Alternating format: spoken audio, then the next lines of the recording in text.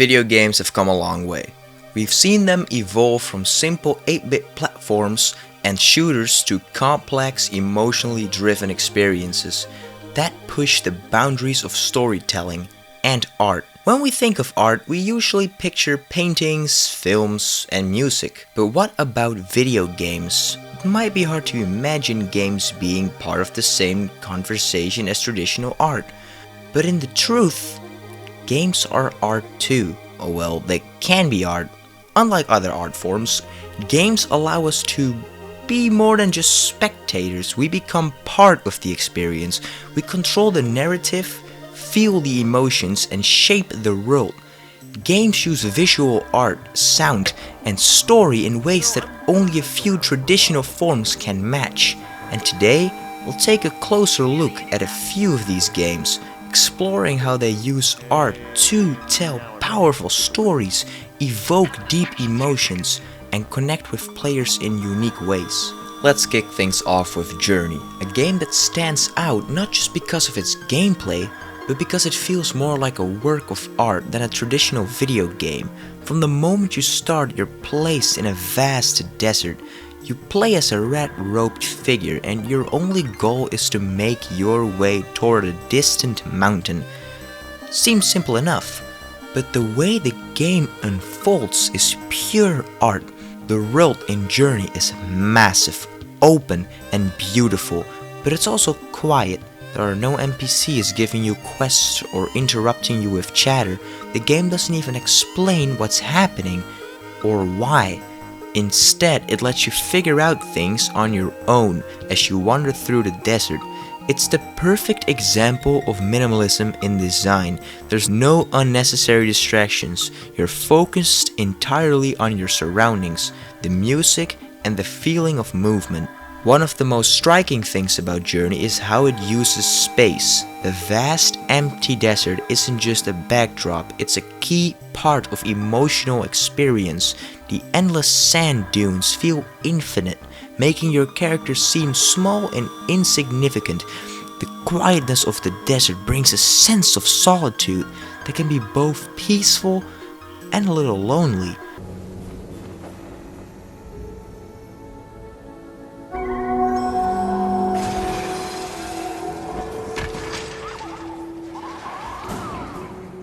It's an atmosphere that sticks with you.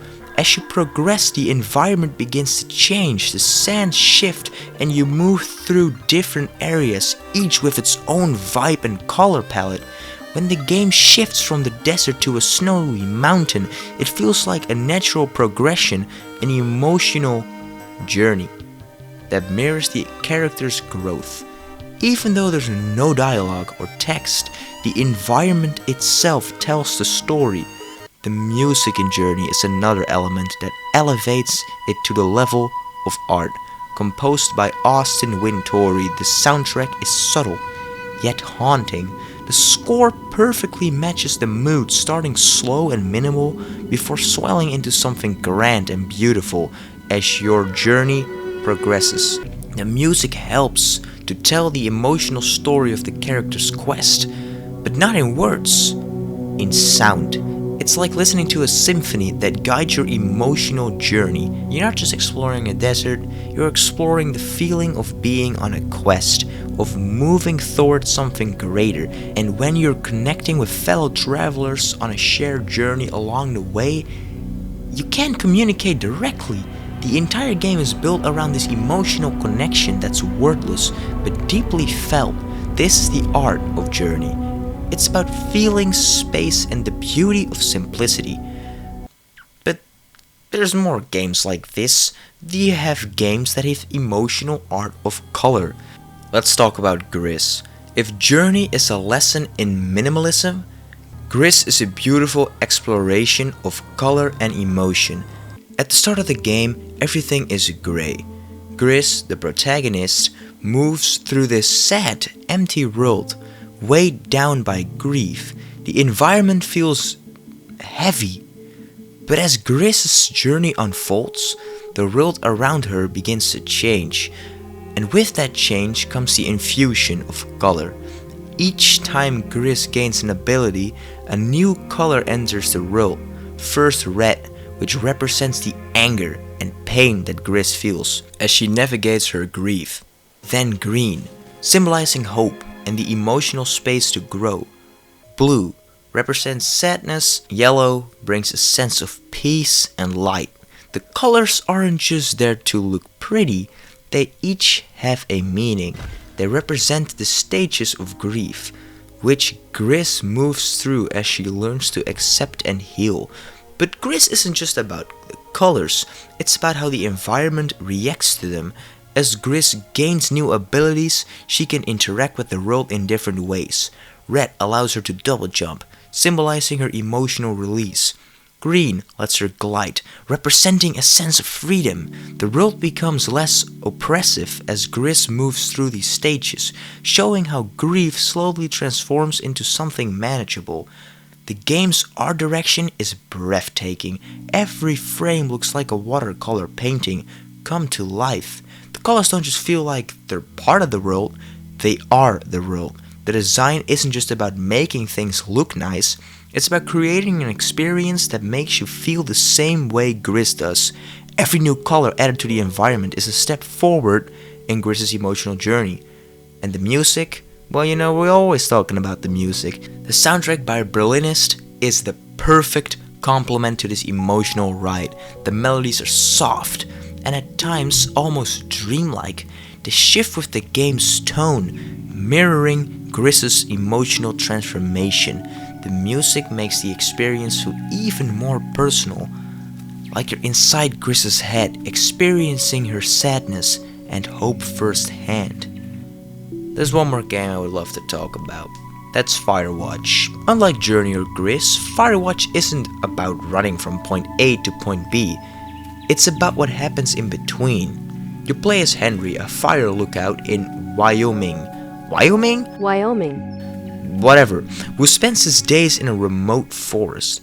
He's trying to escape from a troubled past, and his only connection to the outside world is Delilah, his supervisor, who he speaks to over the radio. The world of Firewatch is vast.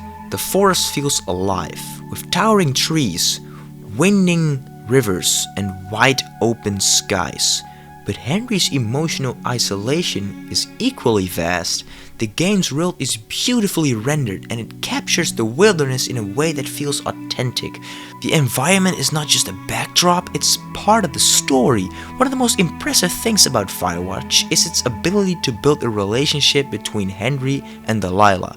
The dialogue feels natural and real. As Henry and Delilah chat, you start to learn more about their pasts, their regrets, and the way they each deal with loneliness of their job.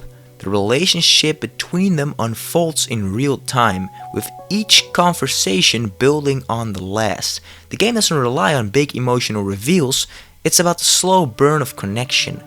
But Firewatch isn't just about the characters, it's about the experience of being in the wilderness. The game gives you plenty of time to explore, to walk through the forest, to take in the views. There's no rush. It's a meditation on solitude. And as you uncover the mystery of the forest, you start to realize that the game's story is more about understanding yourself and your relationships than it is about solving a crime. In terms of art, Firewatch uses its setting to tell a story. The lush forests and wide open spaces feel like a visual representation of Henry's inner turmoil. The game's colors and weather systems all help to convey the feeling of isolation. When the game uses fog, you feel the tension. When the sky is clear and the sun is setting, you feel a sense of calm. By the end of Firewatch, you've gone on an emotional journey. It's not just about the ending, it's about how you have changed as you play. The forest might still be there, but Henry and Delilah will never be the same. Firewatch isn't just about exploring a world, it's about understanding what it means to connect with others and with yourself. But no matter how much I say or how many words I use, it won't come close to actually experiencing these games yourself. And personally, I think that's the beauty of it. These aren't stories or ideas you can just hear about. They're meant to be played, felt, and explored on your own terms. So if you really want to understand what makes these games so special, don't just take my word for it. Dive in, get lost, and see for yourself. Some things are better shown than explained. And I mean, come on, people actually cried at the end of Gris because of just how beautiful the story is. So, how have I not convinced you yet? But if I have not, you can always just play Duke Nukem Forever. This is also an amazing game.